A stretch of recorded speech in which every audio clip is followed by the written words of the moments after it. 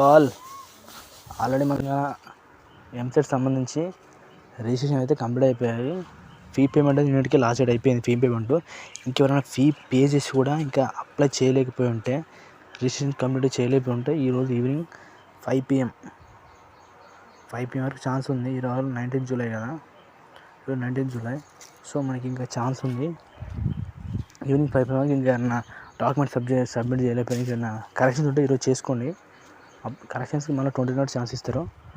రేపు నుంచి కరెక్షన్స్ ఉంటాయి. ఈరోజు మాత్రం ఇంకా అప్లై చేసుకోకపోతే ఫాస్ట్గా అప్లై చేసుకోండి. 5 PM తర్వాత అప్లై చేయడానికి అవ్వదు. 5 PM is 5 PM is last అనమాట అప్లికేషన్కి.